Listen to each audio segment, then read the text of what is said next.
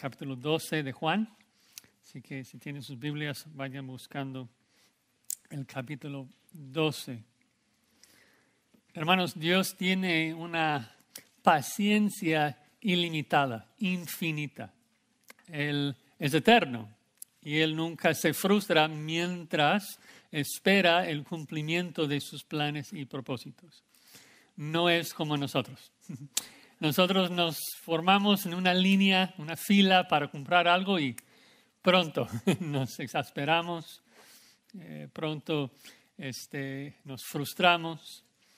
Nuestros niños, cuando vamos en el coche a un lugar, constantemente nos preguntan, ¿ya llegamos? ¿Ya llegamos? ¿Y ya llegamos? Y los niños frustrados y los padres también exasperados, porque así somos. Tenemos muy poca paciencia. Pero Dios no es así. Dios espera tranquilamente. Él es paciente. Y sin embargo, Él ha establecido límites. Él ha marcado y determinado tiempos de juicio. Ha determinado que cuando la fila se acaba, ya es tiempo de juzgar, tiempo de pagar.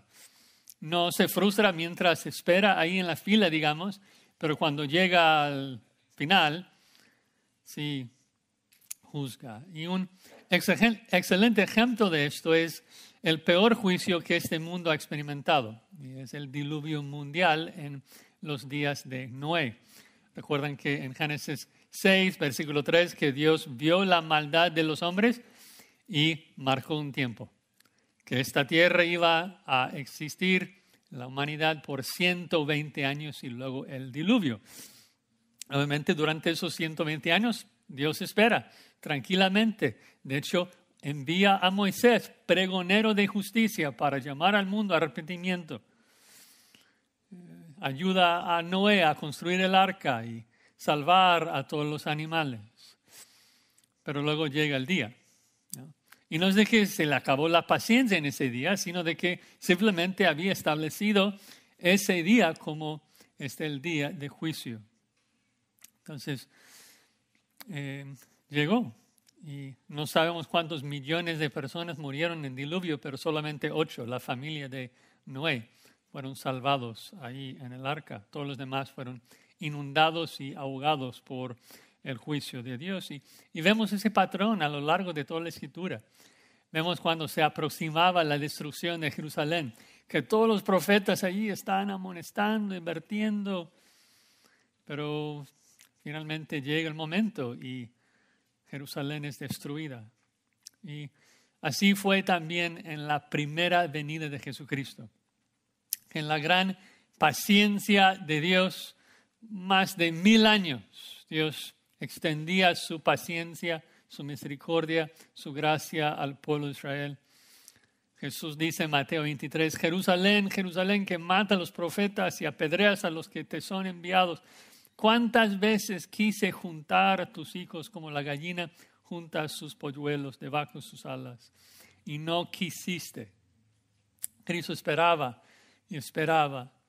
La nación de Israel fue amonestada por generaciones. Pero finalmente aquí, al final de Juan 12, llega el juicio. Jesús dice, ahora es el juicio. Y vemos de que la condenación viene a Israel porque Jesucristo se oculta de su pueblo. Jesús se esconde. Y es en este momento, en el vocabulario de Pablo, en Romanos 11, que las ramas naturales fueron cortadas del árbol. Y Dios comienza su juicio contra su pueblo y sigue juzgando a su pueblo hasta la fecha. Y esto no debe hacernos reírnos de ellos o pensar que somos mejores. Debe recordarnos de que juicio viene, ¿no? Que Dios es paciente, extiende su misericordia, pero el día de su juicio llega para todos nosotros. Nadie sabe cuándo es el día de su muerte y todos debemos aprovechar la luz cuando la tenemos, aprovechar la vida cuando la tenemos. Y pues estar listos para encontrarnos con Dios antes que Dios nos quite la luz de Cristo. Y en Juan 12, vamos a ver en los versículos 36 al 50, dos maneras que Jesús oculta su luz. Dos maneras que Cristo oculta su luz, obviamente para que creamos en Él antes. La primera manera vemos cómo su palabra es ciega y segunda manera es su palabra juzga. Su palabra ciega y su palabra juzga. Veamos, estoy leyendo desde la mitad del versículo 36 porque vimos la primera mitad la semana pasada. Dice así la palabra de Dios, Juan 12, 36. Estas cosas habló Jesús y se fue y se ocultó de ellos. Pero a pesar de que había hecho tantas señales delante de ellos, no creían en él, para que se cumpliese la palabra del profeta Isaías que dijo: Señor, ¿quién ha creído a nuestro anuncio? ¿Y a quién se ha revelado el brazo del Señor? Por eso no podían creer, porque también dijo Isaías: cegó los ojos de ellos y endureció su corazón, para que no vean con los ojos y entiendan con el corazón y se conviertan y yo los sane. Isaías dijo esto cuando vio su gloria y habló acerca de él. Con todo esto, aún de los gobernantes muchos creyeron en él, pero a causa de los fariseos no lo confesaban para no ser expulsados de la sinagoga, porque amaban más la gloria de los hombres que la gloria de Dios. Jesús clamó y dijo: el que cree en mí no cree en mí, sino en el que me envió. Y el que me ve, ve al que me envió. Yo, la luz, he venido al mundo, para que todo aquel que cree en mí no permanezca en tinieblas. Al que oye mis palabras y no las guarda, yo no le juzgo, porque no he venido a juzgar al mundo, sino a salvar al mundo. El que me rechaza y no recibe mis palabras, tiene quien le juzgue. La palabra que he hablado, ella le juzgará en el día postrero, porque yo no he hablado por mi propia cuenta. El Padre que me envió, Él me dio mandamiento de lo que he de decir, de lo que he de hablar. Y sé que su mandamiento es vida eterna. Así pues, lo que yo hablo, lo hablo como el Padre me lo ha dicho. Amén. Vamos a orar. Padre, te alabamos y te damos gracias por la bendición de abrir tu palabra y ver tus perfecciones, Padre, brillando en la faz de nuestro Señor Jesucristo. Oramos que tu Espíritu Santo nos ilumine y nos capacite para comprenderte un poco más en esta mañana y que nos dé la fuerza de fijar nuestros ojos en Cristo y creer en Él, de confiar en Él todos nuestros días hasta que nos lleves a tu presencia. Te lo pedimos en el nombre de Cristo Jesús. Amén. Bueno, llegando aquí al final del capítulo 12, estamos llegando al final del ministerio público de Jesús, como les dije la semana pasada, 13 a 17, ministerio privado con los apóstoles, 18, 19, crucifixión, 20, resurrección, 21, la comisión de los apóstoles. Entonces, vemos en este último párrafo, final del versículo 36, que la palabra de Cristo ciega, la palabra ciega. Noten que dice que esas cosas habló Jesús y marca el fin, la culminación de su ministerio con la multitud. Se fue y se ocultó de ellos. Obviamente decía: entre tanto tenéis la luz, mientras me tengas acá, pues creed en mí. Pero no lo hicieron. Así que literalmente dice que Cristo fue ocultado de ellos. Es un verbo de voz pasiva. Da a entender de que Dios mismo ocultó a Jesús de la multitud. Es similar a lo que pasa en Juan 8:59. Recuerden que Cristo dice: antes que Abraham fuese, yo soy. Y la gente tomó piedras para apedrear a Jesucristo. Y dice que se escondió y salió del templo y atravesando por en medio de ellos, se fue. Da la idea de que Dios simplemente ciega sus ojos y no puede ver a Jesús. Desde la perspectiva de ellos, Jesús simplemente desapareció. Y es la manera en que Dios condena al hombre. Porque cuando quita su luz, cuando remueve su gracia, solamente quedan tinieblas y juicio. El hombre es perverso, el hombre es pecador, el hombre merece condenación. Y cuando Dios quita el Salvador del mundo, pues ya no hay esperanza para el mundo. Sin la luz de Cristo no hay esperanza. Pero no fue porque Dios nunca les dio su luz. Les había dado mucha luz. Juan enfatiza ahí, verso 37, noten, que a pesar de que había hecho tantas señales delante de ellos, no creían en Él. Cristo les dio mucha luz, muchas señales, mucha enseñanza. Juan enfatiza 7 en particular, en mi opinión. Comenzando en el capítulo 2, Cristo convierte el agua en vino, luego sana a un muchacho a distancia, luego sana a un paralítico que fue paralítico por 38 años, luego alimenta a 5,000 hombres, más mujeres y niños, luego sana a un hombre nacido ciego en Juan 9 y luego resucita a Lázaro en Juan 11. Y la séptima señal, en mi opinión, es la resurrección de Jesucristo mismo. Además, hizo muchos otros milagros, sanaba a todos los enfermos, echaba fuera a todos los demonios. Y todas esas señales le autentificaron como el Mesías. Mostraron de que Él es el Hijo de Dios, que Él cumplía con todas las profecías del Antiguo Testamento acerca de Él. Y entonces les imploraba, anden en mi luz, reciban mis palabras, crean en mí. Pero Juan dice que no creían. Y ahora llegamos a un momento crítico en la mente de Juan. Y es que ellos debían comprender el por qué. ¿Por qué el pueblo de Israel rechazó a su Mesías? Porque seguramente recuerdan que Juan fue escrito unos 60 años después de la vida y la crucifixión de Cristo.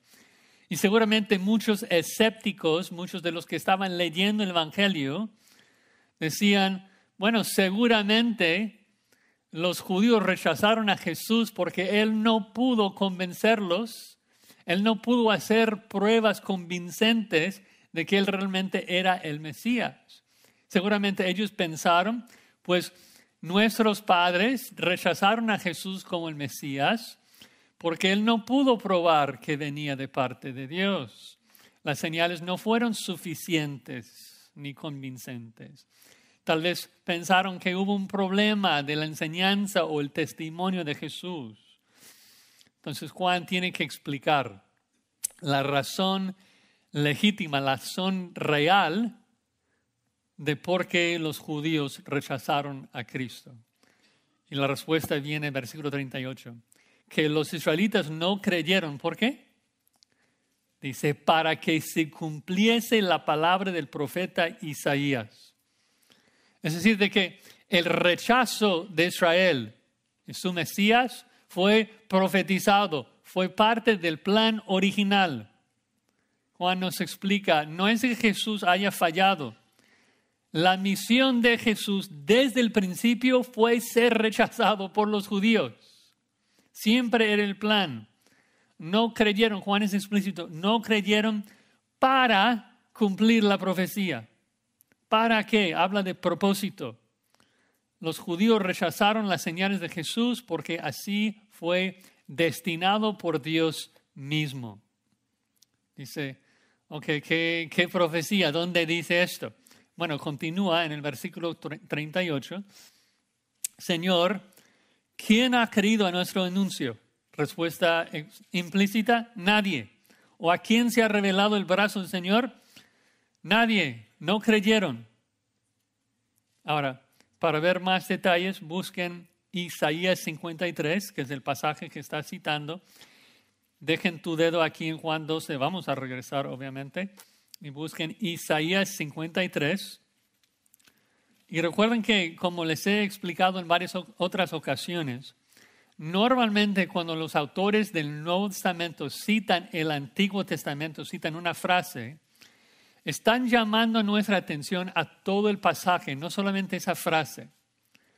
Citan solamente la frase porque, obvio, el papiro es limitado, no pueden copiar y pegar todo el capítulo. Pero ten por seguro que el Espíritu Santo nunca saca sus palabras fuera del contexto. O sea, es el mismo autor que escribe Isaías 53 que escribe Juan. Y lo que vemos, normalmente cuando hablamos de Isaías 53, pensamos que es una profecía acerca de la muerte y la resurrección de Jesucristo. Y esto es en parte cierto, pero en parte no. Porque en realidad lo que está diciendo Isaías 53 es de que la generación durante la vida de Jesús iba a rechazar a su Mesías, pero una futura generación iba a arrepentirse y ver hacia atrás en el momento cuando crucificaron a su Mesías y lamentarlo. Y eso es obvio cuando nos fijamos en el tiempo de los verbos en Isaías 53. Cuando Isaías 53:1 dice, ¿quién ha creído? Es tiempo pasado, no está hablando del futuro. Y eso realmente es increíble porque nos hace saber de que Isaías 53 apunta hacia la futura restauración de Israel. Y es lo que Isaías está haciendo en esta segunda mitad de su libro. Si conocen el libro de Isaías, la primera mitad, pura condenación. Y luego comienza el capítulo 40 que describe una futura restauración y dice, consolaos, consolaos, pueblo mío. Y comienza una sección que habla de la salvación de Israel mediante el Mesías. Entonces, Isaías 53 no describe el momento de la cruz, sino el momento futuro cuando Israel piensa en la cruz y lo lamenta que crucificaron a su Mesías. Zacarías 12:10 también profetiza de esto, de que dice que mirarán a aquel que traspasaron y llorarán. Van a llorar de que crucificaron a su Mesías. Pero noten en Isaías 53, versículo 4, versículos que en un sentido hablan de la cruz, pero noten que son verbos de tiempo pasado. Eso es Israel futuro, viendo hacia atrás. Y dice, Isaías 53, versículo 4, ciertamente llevó Él nuestras enfermedades y sufrió nuestros dolores. Ahora, no tener rechazo del primer siglo. Nosotros le tuvimos por azotado, por herido de Dios y abatido, mas Él herido fue por nuestras rebeliones. Entonces, esto no es Isaías en el pasado diciendo que Cristo llevará nuestras enfermedades. Esto es Isaías, como todos los profetas, transportándose hacia el futuro, en la futura restauración, mirando hacia atrás, hacia la cruz y diciendo, uy, nosotros pensamos que el Mesías fue azotado y herido y juzgado por Dios como malhechor. Nosotros pensamos que era rechazado por Dios. En el primer siglo, cuando crucificamos a Jesús, creíamos que Dios le estaba castigando en esa cruz por ser pecador. Pero no. Y lamentan y lloran y dicen, Él no fue castigado por su pecado. Él herido fue por nuestras rebeliones. Eso es arrepentimiento. Él fue molido por nuestros pecados. Y creen, exclaman, el castigo de nuestra paz fue sobre Él y por su llaga fuimos todos curados. Es hermoso, es lo que Pablo también explica en Romanos 11:26 cuando dice que todo Israel será salvo. Pero el punto aquí en Juan 12, no llegamos ahí todavía. El punto en Juan 12 es de que antes de llegar a esa restauración, primero Israel tenía que rechazar a su Mesías. Primero tenía que ver a Jesús como juzgado por Dios. Tenía que ocurrir así porque así fue profetizado desde Isaías 53, que nadie escuchó, que nadie creyó, que todos vieron de que Jesús fue rechazado por Dios. Entonces el rechazo de Israel fue destinado. Y Juan lo avanza aún más, de regreso a Juan 12, versículo 39. Juan 12, 39, dice, por esto, o sea, por esa profecía de que Dios había profetizado que Israel iba a rechazar a Jesús, por eso no podían creer. Porque también dijo Isaías. O sea, no dice que no querían creer, dice que no podían creer, porque ya era predestinado que Israel iba a rechazar a su Mesías. Es obviamente muy fuerte. Juan refleja la enseñanza de Jesús sobre la soberanía de Dios en la salvación. De que Dios es soberano, ¿no? El hombre está muerto en sus delitos y pecados. El hombre no puede salvarse. El hombre no tiene esperanza de recibir salvación. Dios tiene que intervenir, es lo que Jesús nos explicó en Juan 3. El hombre, ¿qué tiene que hacer para entrar en el reino? Tiene que nacer de lo alto, tiene que nacer de nuevo, algo que no controla. Juan 6, el Padre tiene que jalar al incrédulo a Cristo en salvación. Juan 10, el buen pastor tiene que buscar a la oveja perdida. Obviamente es el hombre responsable por su rechazo, porque tiene la facultad de hacer decisiones. Pero la Biblia constantemente nos recuerda de que el hombre natural no puede buscar a Dios. Romanos 3, 11, no puede hacer el bien, no puede creer. El arrepentimiento y la fe son dones que solamente Dios regala. Obviamente hay misterio ahí, porque Dios no obra en contra de la voluntad del hombre, pero Dios cumple su plan mediante el rechazo de estos judíos. Uno ha dicho que los propósitos de Dios no se frustran por la oposición de los impíos, se cumplen. Dios cumple su plan mediante aún el pecado del hombre. Pero Juan enfatiza la soberanía de Dios aún más de esto. No solamente de que el hombre no podía creer, sino que no podía creer porque Dios cegó sus ojos. Noten el versículo 40. No solo que el hombre no tiene la capacidad de creer, sino que el soberano Dios le incapacitó. Estos hombres decidieron no creer, claro.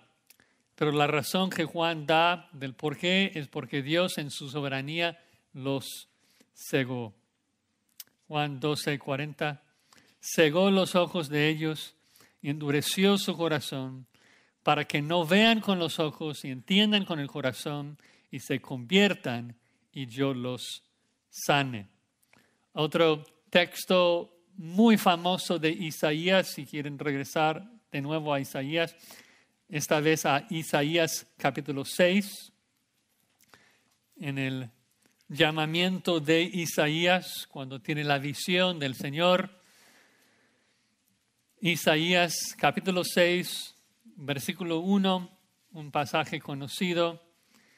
Dice que en el año que murió el rey Usías, Isaías habla y dice, vi yo al Señor,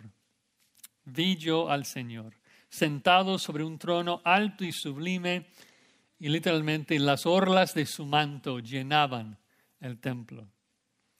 Más abajo dice que los serafines, allí en el versículo 3, daban voces diciendo, Santo, Santo, Santo Jehová de los ejércitos, toda la tierra está llena de su gloria.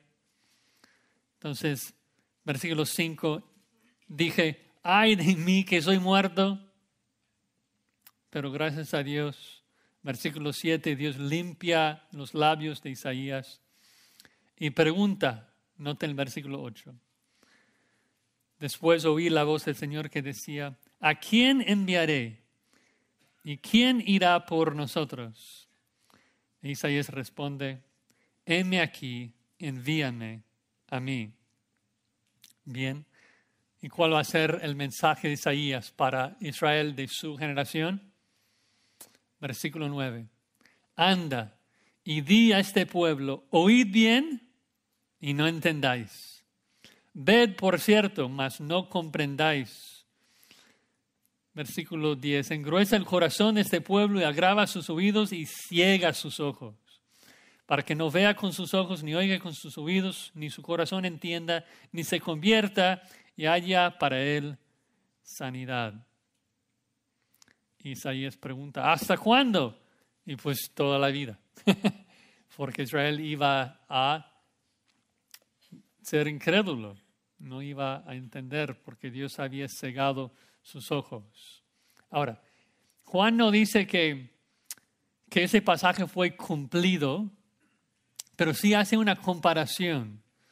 Está diciendo que en la misma manera en que durante el tiempo de Isaías tenía que predicar a una nación obstinada que Dios había destinado para el juicio y había cerrado sus ojos para no ver, porque aunque Dios había extendido mucha paciencia y misericordia a su pueblo, ya había llegado el tiempo de su juicio.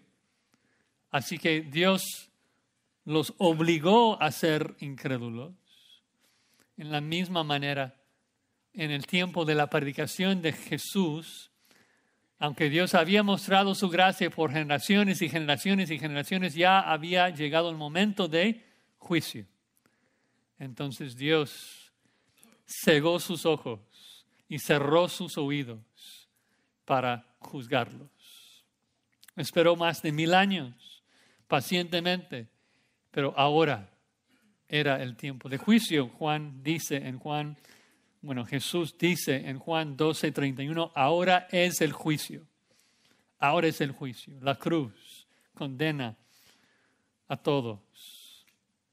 Y para el colmo, Juan 12:41, Juan explica, increíble, Isaías dijo cuando vio su gloria y habló acerca de él. ¿De quién? No hay otro antecedente, está hablando de Jesús. Isaías vio a Jesús. Es una de las declaraciones más fuertes, más claras de la deidad de Cristo en toda la Biblia, si entiendes lo que está pasando en Isaías 6. Porque Juan está diciendo que en Isaías 6:1, cuando Isaías dice que vio al Adonai, Señor, Kurios en griego, cuando vio al Adonai del cielo, sentado sobre su trono, alto y sublime, que el Señor que estaba sentado en ese trono se llamaba Jesús. Se llama Jesús. Es Dios hecho carne, el Señor del universo, la imagen del Dios invisible, que toda la tierra está llena de la gloria de Jehová, porque Jesús es el resplandor de la gloria de Dios. Y por cierto, seguramente es parte de la razón que en Isaías 6:8, cuando el Señor pregunta a Isaías, ¿quién irá por nosotros?, lo pone en plural, porque Dios es un Dios trino. Y puede ser también la razón, dentro de ese contexto de la Trinidad, que es la razón de por qué los serafines claman constantemente, Santo, Santo, Santo, porque el Padre es santo, el Hijo es santo, el Espíritu es santo. El texto no es explícito de que esa sea la razón, pero seguramente es lógico. Entonces, Juan toma todo esto, toma ese pasaje de Juan 6 y nos explica. Cristo no fue rechazado por una falla en él. Cristo es Dios omnipotente. Él está sentado sobre el trono del universo, alto y sublime. Él está en control. Israel rechazó a su Mesías porque Cristo mismo decidió hacerlo así. Porque Cristo decidió que era el momento de juzgar a su pueblo. Él es soberano. Obviamente ellos también decidieron no recibirle. Y Juan comenta de esto en el versículo 42. Dice que con todo esto, aun de los gobernantes, muchos creyeron en él, pero a causa de los fariseos no lo confesaban, para no ser expulsados de la sinagoga, porque amaban más la gloria de los hombres que la gloria de Dios. Los gobernantes, puede ser miembros del Sanedrín, no estamos seguros. Es la misma palabra que Juan usa en Juan 3 para hablar del principal Nicodemo. Pero lo que vemos aquí en esos dos versículos más que nada es de que esa dinámica que hemos visto a lo largo de Juan, que muchos creyeron, pero creyeron de manera superficial. Que vemos eso por primera vez en Juan capítulo 2, que muchos creyeron por sus señales, pero él no creyó en ellos. Juan 6, muchos creyeron, pero apartaron por la predicación del arrepentimiento. Y sabemos en este caso que no fue una fe salvífica porque no quieren confesar a Cristo. Hay que confesar con la boca que Jesús es Señor para ser salvo. Jesús lo explica así en Mateo 10. A cualquiera pues que me confiese delante de los hombres, yo también le confesaré delante de mi Padre que está en los cielos. Pero a cualquiera que me niegue delante de los hombres, yo también le negaré delante de mi Padre que está en los cielos. Un verdadero creyente confiesa a Cristo porque le ama más que aman los hombres. Estos no. Dice el versículo 43 que amaron más la gloria del hombre. Esto es imposible para un creyente que busca honrar a Jehová su Dios con todo su corazón y con toda su alma y con todas sus fuerzas. Pero esos tenían más amor por la alabanza de los hombres que por Dios mismo. Así que, ¿qué es lo que hace Dios? Oculta su luz, les quita su luz. Y Cristo simplemente desaparece. Y eso es una fuerte exhortación para nosotros también, de la necesidad de arrepentirnos cuando haya oportunidad. Porque no sabemos cuándo es de que Dios nos va a quitar la vida, cuándo es de que nos va a quitar la luz del Evangelio. Hoy puedes arrepentirte, hoy puedes creer en Cristo, hoy puedes confiar y seguir a Jesucristo. Mañana no sabes. Mañana tal vez ya estás en la tumba. Hay que confesar a Cristo mientras hay oportunidad. Versículo 44. Llegamos a nuestra segunda razón que Cristo oculta su luz y es de que su palabra juzga. Su palabra juzga. Dice el verso 44, Jesús clamó y dijo, el que cree en mí, no cree en mí, sino en el que me envió. Jesús gritó. Si tienes un concepto muy dócil de Jesucristo, de un Jesús hablando calladito y de manera muy tierna, no estás prestando atención. Cristo está gritando a miles de personas aquí. Su valentía por obedecer a su Padre es inigualable. Y en contraste a los que supuestamente creyeron, pero no querían confesarlo, Cristo está proclamando el nombre de su Padre a voz en cuello. Él nunca se intimidó por los hombres. Y en particular siempre insistía con firmeza en esta verdad del versículo 44, de que Él era el representante enviado del cielo, de que venía con un mensaje de Dios. Entonces, obviamente, el que creía en Cristo estaba en realidad creyendo en el Padre que le había enviado, porque Dios había enviado a Cristo. Entonces, cuando Cristo proclamó, arrepiéntanse y crean en mí, eso era lo que Dios quiso que hicieran. Y lo que es importante aquí es notar de que lo toma aún un paso más, porque no solamente dice que el que escucha mis palabras, escucha a Dios. Cualquier profeta podría haber dicho esto. Isaías lo dijo, Juan el Bautista lo dijo, Moisés lo dijo. Dijeron, así ha dicho Jehová. Luego las palabras que decían venían con una autoridad divina. Pero Cristo no solo dice esto. Cristo dice, si crees en mí, estás creyendo en Dios. Y eso solamente puede ser cierto si Cristo es Dios, ¿no? Si son el mismo ser. Solamente es cierto si Jesús y su Padre uno son. Juan, el apóstol, más tarde llega a comprender esto cuando escribe en 1 de Juan 2:23. de que todo aquel que niega al Padre, todo aquel que niega al Hijo tampoco tiene al Padre. El que confiese al Hijo también tiene al Padre. Creer en Cristo es creer en el Padre, porque Cristo es Dios. Y sabemos que está pensando en esto por el versículo 44. Ya estamos en 44, por el versículo 45. Dice en el 45, y el que me ve, ve al que me envió. Dice, cuando me ves a mí, estás viendo a Dios. Ningún profeta podría haber dicho esto, ¿no? Pero Cristo sí, porque Él es la imagen del Dios invisible. Colosenses 1:15. Él es el resplandor de su gloria, la imagen misma de su sustancia. Hebreos 1. Entonces, cuando ves a Jesús, estás viendo a Dios. Pero obviamente los judíos le rechazaron. Incluso los mismos apóstoles no comprenden. Recuerden que aún 2 capítulos después, en Juan 14, que Felipe le dice a Jesús, Señor, muéstranos al Padre y nos basta.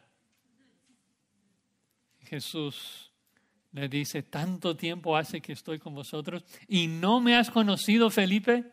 El que me ha visto a mí, ha visto al Padre. ¿Cómo me puedes decir, muéstranos al Padre? Si me estás viendo a mí, estás viendo a Dios, porque yo soy Dios hecho carne.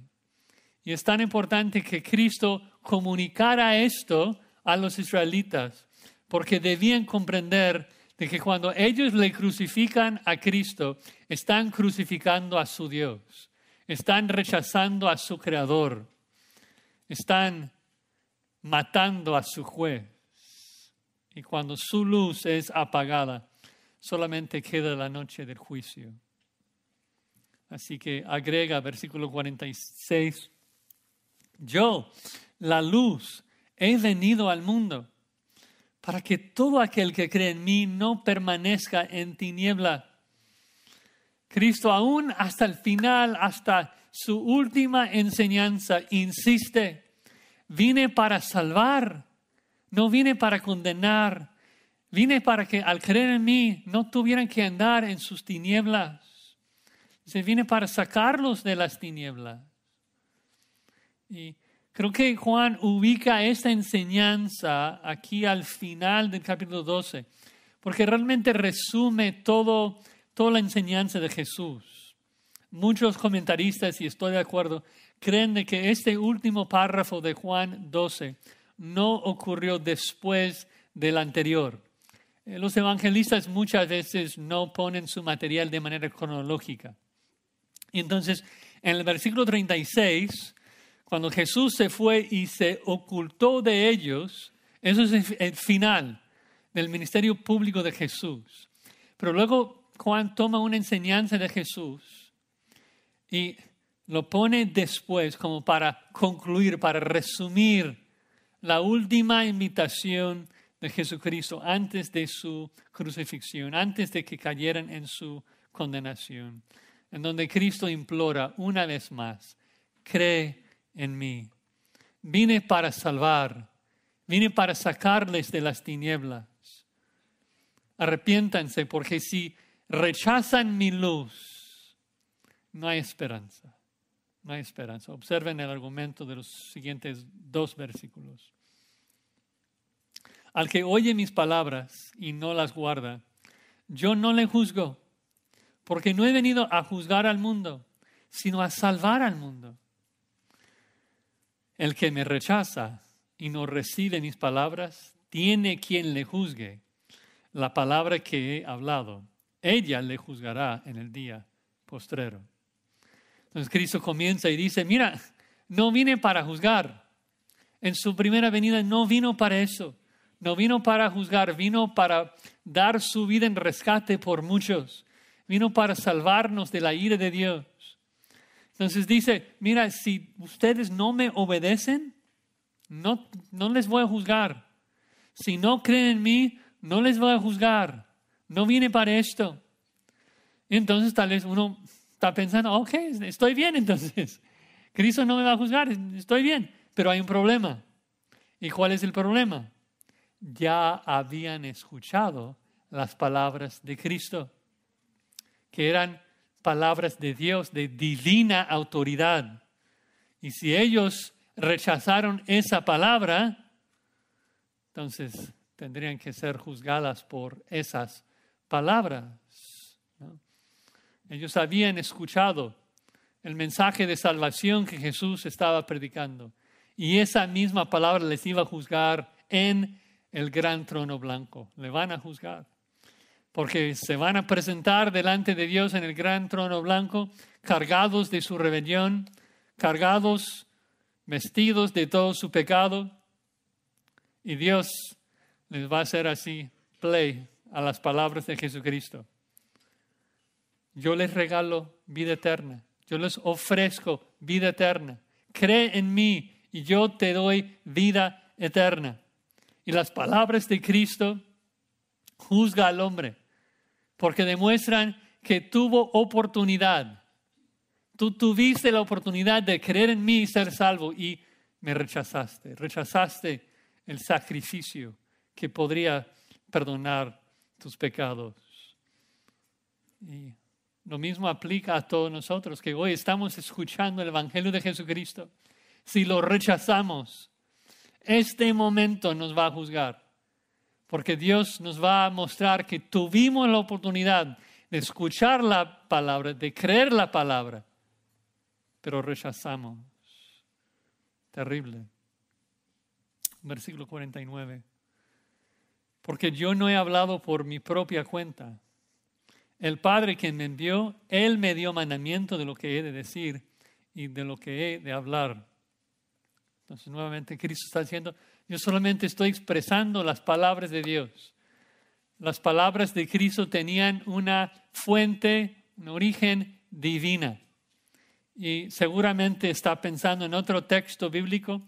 Busquen el capítulo 18 de Deuteronomio. Deuteronomio 18, versículo 18. El famoso pasaje que habla del profeta venidero, profetizando la llegada del Mesías, de nuestro Señor Jesucristo. Dios está hablando con Moisés y dice en Deuteronomio 18, 18, profeta les levantaré de en medio de sus hermanos, es decir, un judío. Dios va a levantar a un judío como profeta, dice, como tú, Moisés. Pero noten la diferencia. Y pondré mis palabras en su boca y él les hablará todo lo que yo le mandare. Versículo 19. Mas a cualquiera que no oyere mis palabras, que él hablare en mi nombre, yo le pediré cuenta. Dios ya profetizó que iba a juzgar a todos por medio de las palabras de su Hijo, su profeta, el Mesías. Dice, pediré cuenta. Voy a juzgar a todos conforme a las palabras del Mesías, mis palabras que Él habla. Así que es lo que Dios estaba haciendo, es lo que Cristo está comunicando aquí en Juan 12, de que Dios estaba juzgando al mundo por medio de las palabras de Jesucristo, su Hijo. Y así termina con una última nota de esperanza, una última invitación, versículo 50. Y sé que su mandamiento es vida eterna. Así pues, lo que yo hablo, lo hablo como el Padre me lo ha dicho. Noten que no dice que su mandamiento da vida eterna, dice que su mandamiento es vida eterna. Porque en el verso 49 Cristo dijo que Dios le dio mandamiento de hablar en su nombre, de hablar su palabra.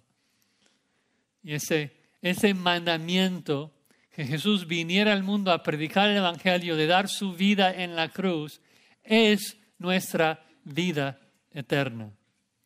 Cristo es vida eterna. Y ya que es vida eterna, Él comparte su vida con nosotros. Es como Jesús explica en el capítulo 5 de Juan. ¿Recuerdan? Cuando Jesús está explicando de por qué puede entregar vida eterna a los suyos, dice en Juan 5:26, porque como el Padre tiene vida en sí mismo, así ha dado también al Hijo el tener vida en sí mismo.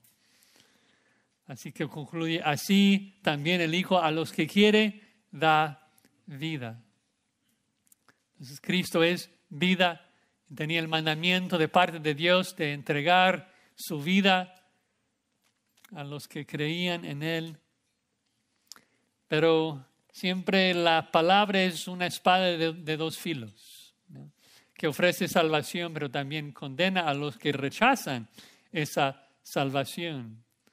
Y por eso Cristo explica también en Juan capítulo 5 de que el Padre a nadie juzga, sino que dio todo el juicio al Hijo, ¿no? Para que todos honren al Hijo como honran al Padre, y el que no honra al Hijo, no honra al Padre que lo envió. Nos notamos tanto el juicio de Dios como la misericordia de Dios.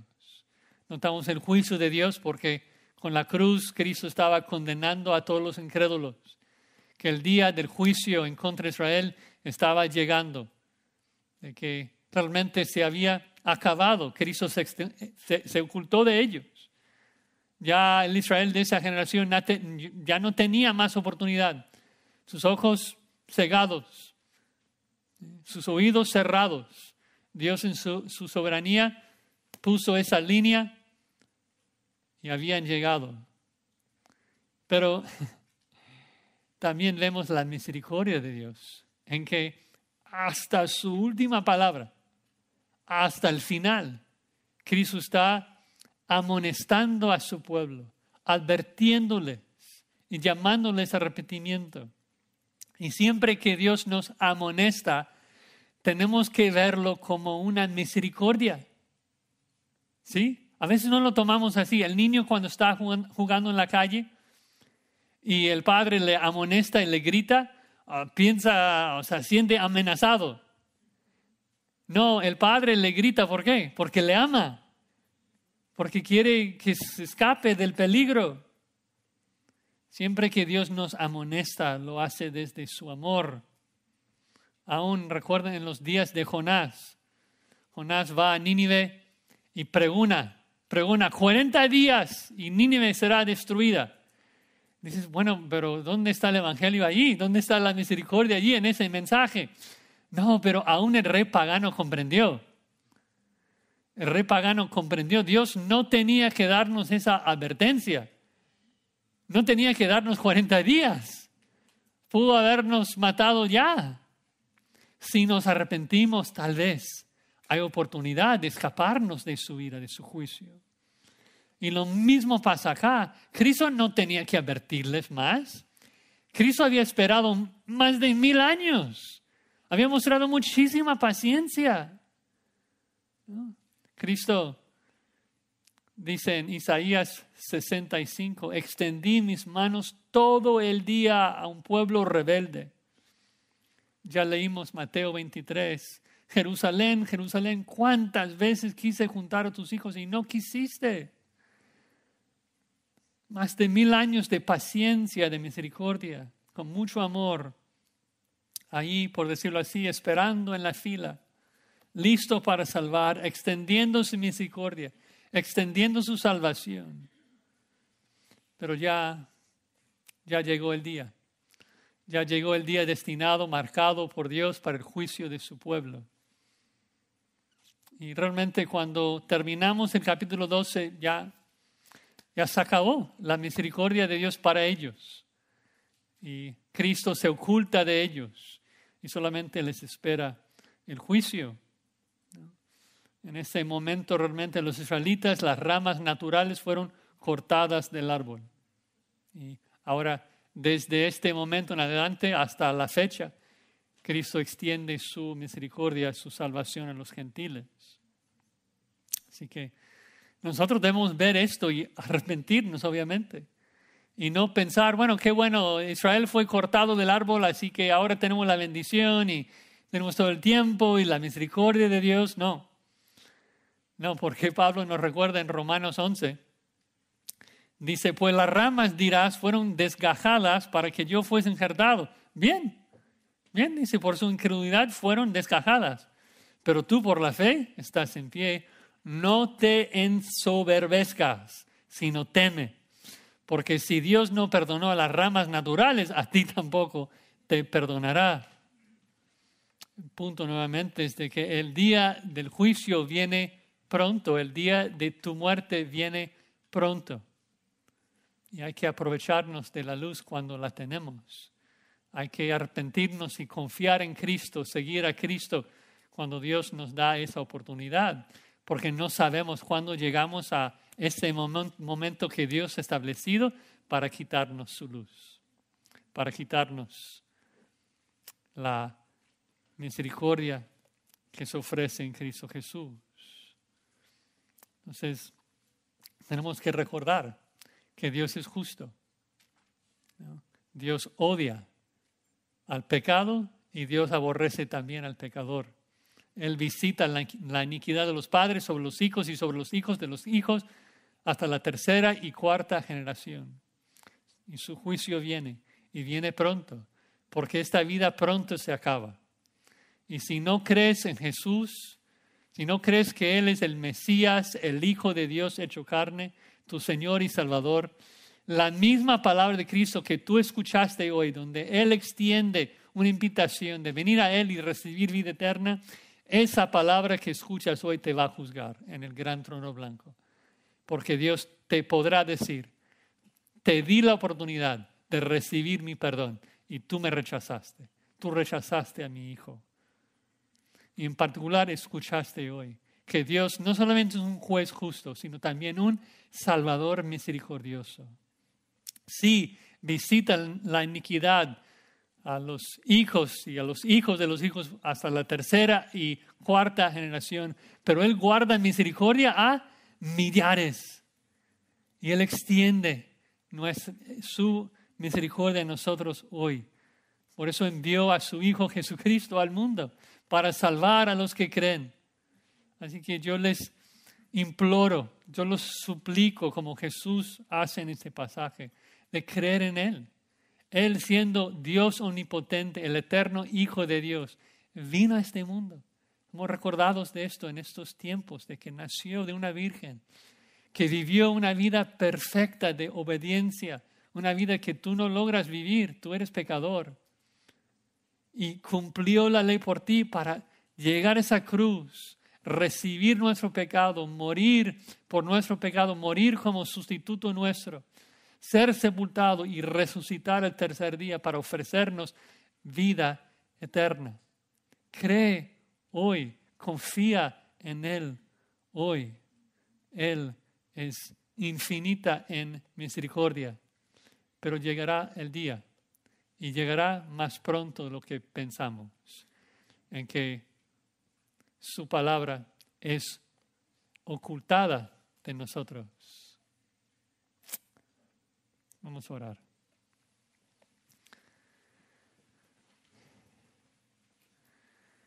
Padre, gracias por esta amonestación, esta advertencia, que hoy es el día de salvación y que nos urge creer en Cristo y seguirle. Pero te alabamos también porque eres un Dios de infinita misericordia y tú nos extiendes la salvación en Cristo Jesús. Gracias por la confianza que nosotros tenemos los que creemos en ti, de que tenemos vida eterna.